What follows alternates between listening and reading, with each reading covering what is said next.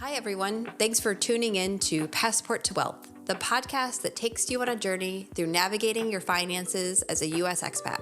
I'm your host, Arielle Tucker, a certified financial planner and enrolled agent focusing on cross-border planning for U.S. expats. And I'm joined by my co-host. I'm Savannah Chafin, a CFP candidate, enrolled agent, and self-declared expat tax nerd, here to guide you through the maze of life and finances across borders and share the inspiring stories of fellow U.S. expats who have navigated the process. Welcome back to Passport to Wealth. I'm Arielle Tucker, certified financial planner and co-founder of Passport to Wealth podcast, and I run and own and operate Connected Financial Planning.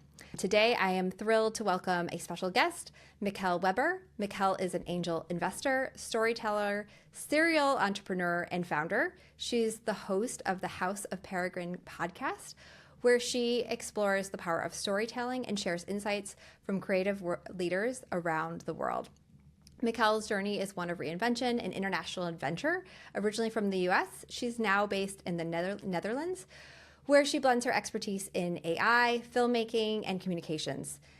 With a career spanning industries and continents, Mickelle has a unique perspective on what it means to be a global digital native. Mickelle, we're so happy to have you here to talk about the expat experience and embracing change, which can help lead to a fulfilling lifestyle. Would you please just feel free to expand on our introduction, or we can jump right into just learning more about your journey to the Netherlands. Yeah, well, thank you so much, first of all, for having me. I love your podcast and I love what you're doing in the world, so I'm happy to come on and talk to your listeners. We can jump right in. My story is it's wild, but it's also pretty normal if you meet people that do this a lot. So what would you like to know? Where would you like me to start? Yeah, I would like to know, we know you're in the Netherlands now, and I'm really curious, can you tell us about your journey to the Netherlands? Yeah. So I've lived in Amsterdam, in the very heart of Amsterdam, for the last 8 years.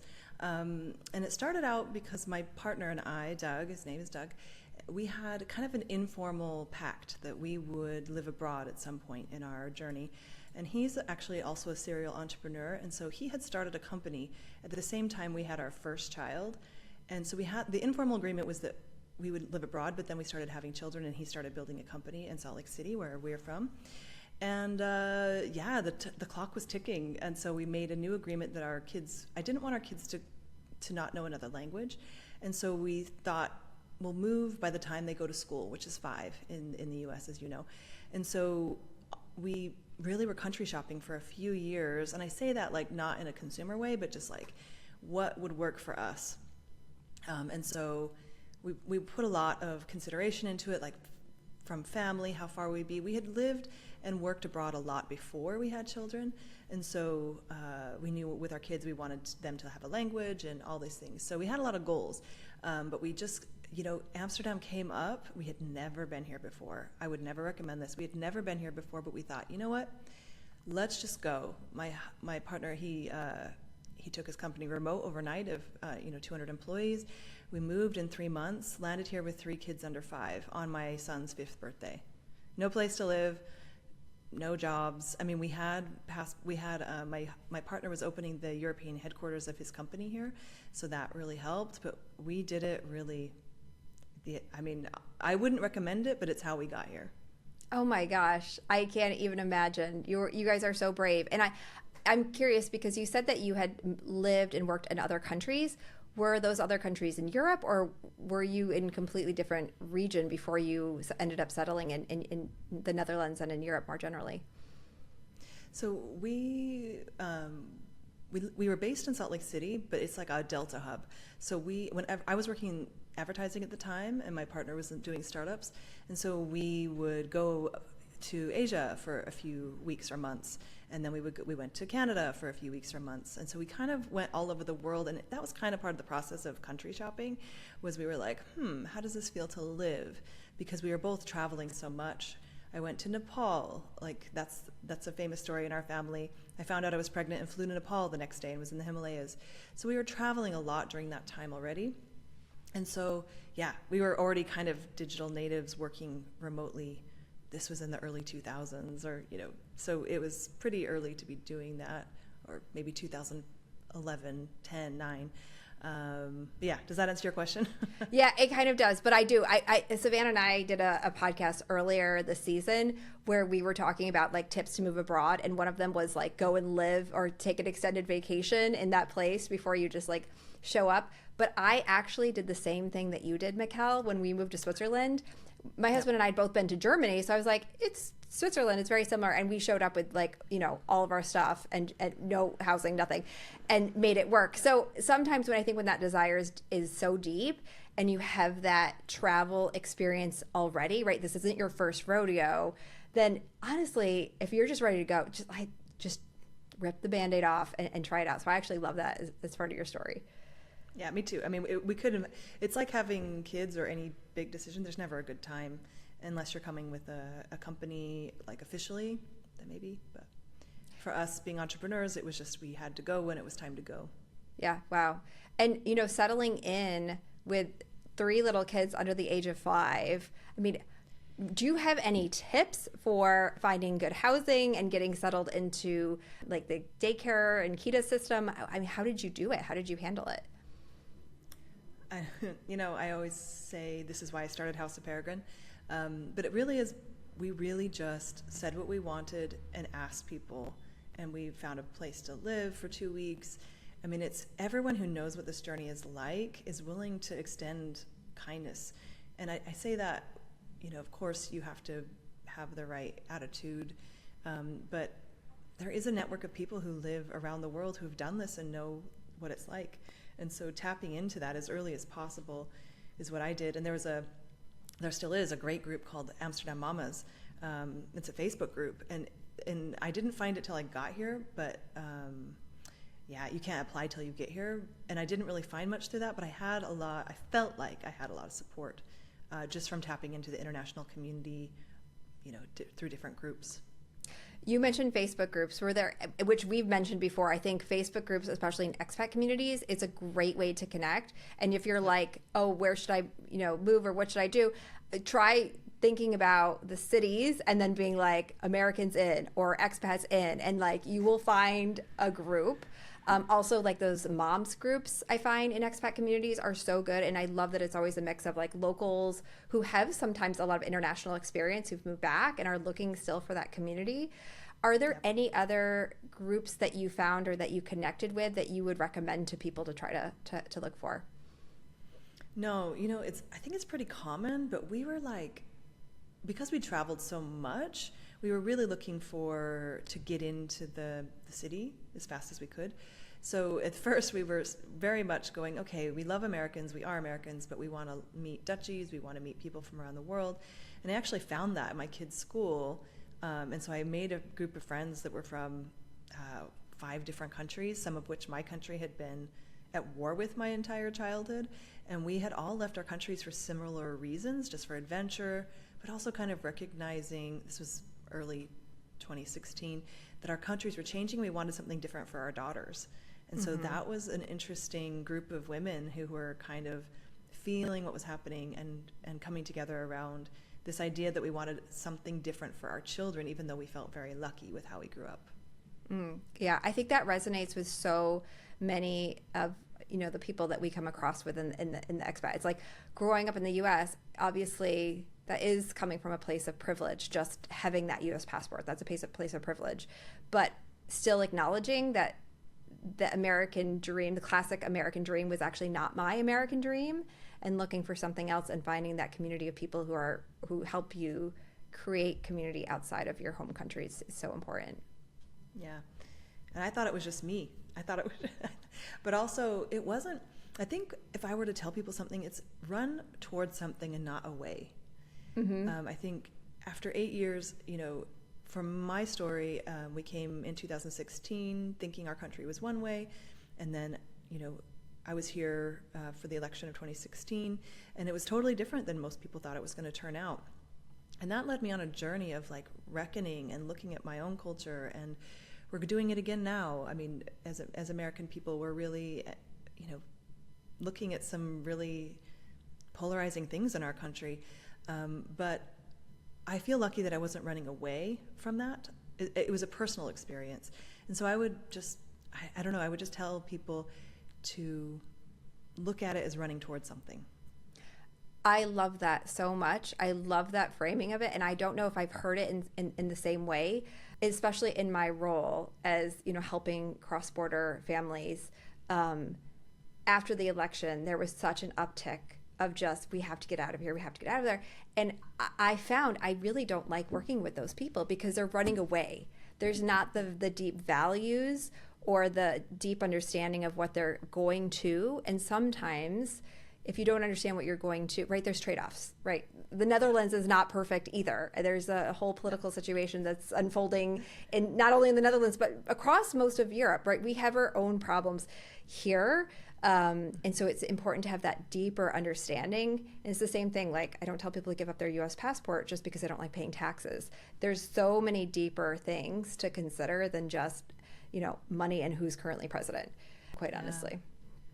Well, and it gets you through because there are so many glamorous things about living in another country, especially European capital.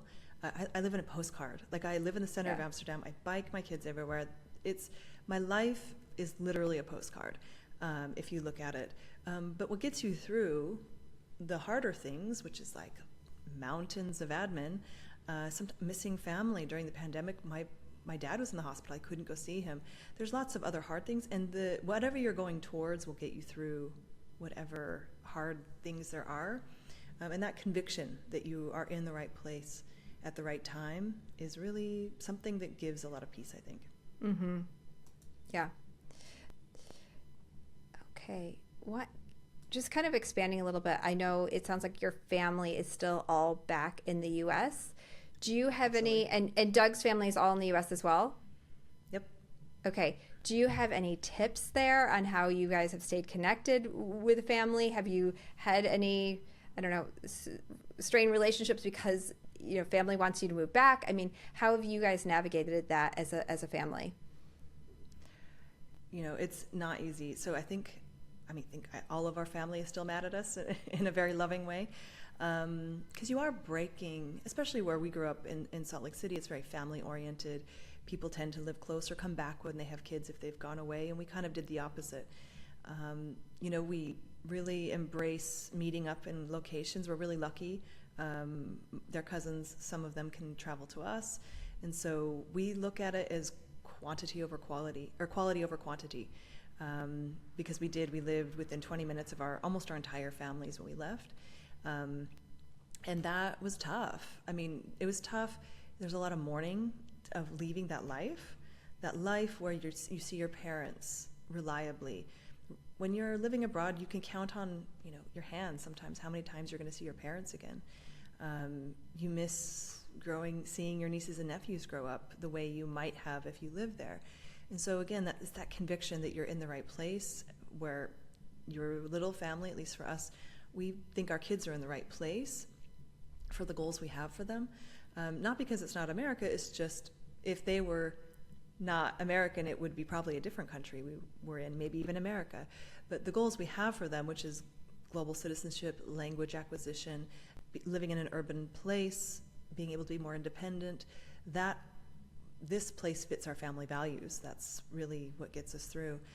But I would be lying if I said it's not really tough to see my nieces and nephews once a year and they've doubled in size. I mean, it's just part of it. It's one of those trade-offs that you really can't get around. Yeah, no, that's something we've always been navigating, and it doesn't necessarily get easier. And as as my parents have aged and or have had health issues, that I feel a sense of guilt missing out. But at the same time, same with you, we have such a deep understanding as a core family that we are in the right place for our family, and we're living our ideal life, and we're able to travel and go back, and they're able to travel to see us, and we're so thankful for that. And same, the quality of the time that we spend with them. I mean, it's so different when you live 20 minutes away and it's this quick regular pop-ins, where we'll spend 2 weeks with my parents and go on a really nice vacation and just have a completely different type of experience and relationship together. Yeah. And it really is, there's something about knowing that it's finite, that it puts it on the other end of the spectrum. You don't take each other for granted. But again, it is not for everybody. Yeah. I would be lying if I said it wasn't the worst part of living abroad. Yeah, it is. It's still hard. I know you are an angel investor, you're a serial entrepreneur. How has, I don't know, your business opportunities or considerations of being an investor, like how has that changed since you've moved abroad in the last 8 years? Yeah, well, my story is interesting because I had what I love, they're calling like a power pause with my kids. So I worked in advertising for a lot of years and then in angel investing, and had kind of a weird portfolio already of skills. And then I took an 8-year break to be with my kids while my partner continued to build businesses and I continued to invest in other things, real estate. And so all of those things, all those skills come in handy, but culture runs through everything. So investment is it's no different. So the startup scene in Europe is much different than the US. It's run by different things. The values are different. And so it's different because I had to learn that like a language, and I still am learning it, and I hope I always am learning it, because I think what happens is I bring a unique blend of American experience in American startup culture, and then an appreciation for what a European perspective can look like. But that means I'm always learning, and I'm always translating, and I'm always building bridges and asking lots of questions. And when I moved abroad, at least, my network kind of disappeared in a way. So I had to rebuild a network here, and I'm still doing it. But I think for me, that's the biggest thing, is your network changes, especially if you're not coming back, if you're not saying, oh, I'm gone for a year. We're like, hey, we're gone until it's not fun anymore for our family. And now it's been 8 years. And so I think if you do life the way we do, you're always having to reinvent yourself or storytell. Really is storytelling, because it is while it looks like very random, there are values guiding the way we live our life and the way we invest and the way we do everything for our family. It's as an integrated whole human being. So we don't just move for a career or for family or for things. It's an integrated decision with 5 people that we're looking after in our family. Yeah. Oh, but it's regulatory. I mean, in every way, both cultures are different, as you know. I don't have to tell you. Yeah, and it's so funny because I know you're in the Netherlands, and I haven't lived in the Netherlands, but I'm aware of some of those cultural differences between the Dutch and the Germans and the Swiss. And it's really like we're all in this one small little continent, but you just drive an hour or two, and it's like culturally completely different. And I bet that's just within being in Amsterdam versus being outside of Amsterdam, that is like can be culturally really different as well. So when people call me and they're like, I want to move to Europe, it's like big place, very, very different environments. And I would imagine like the Amsterdam startup culture is different than the Zurich one, which is different than the Berlin one. And so, yeah, I agree. It's endless opportunities to learn and grow. And I think if you come as an expat with what you have, this kind of eagerness and willingness to just pour into your adapted country and to continue to learn, that's, I think, really, you'll be successful. You'll be able to build something with that. Yeah. And usually people who have the best time, what I've come to conclude is knowing that you'll never ever fit in somewhere again. Yeah. So you might as well be yourself. And so that's, House of Peregrine is about that. That it's very soulful for me. Peregrine means outsider. They live on every continent of the world, but the word means outsider. And even when you move back home, when you repatriate, if you do, you still have this experience where home was never the same again. And that's the same with being any kind of career or being a mom abroad. You end up having more in common with people from around the world that have the same experience and maybe the people you grew up with. Yep. That's been my own lived experience as well. So thank you so much for sharing that. I know we're just about out of time. I was going to say share a tip, but I think honestly we'll leave on that, because I think that's such a great point to just accept I'm never really going to fit in anywhere again, and I'm okay with that. And you can be and live your authentic self. I think that's such a great tip. We will be sure to link your podcast in our show notes as well to make sure people can find your podcast. Really, thank you so much again, Mickelle. It's been such a pleasure to have you on our show. Thanks for having me.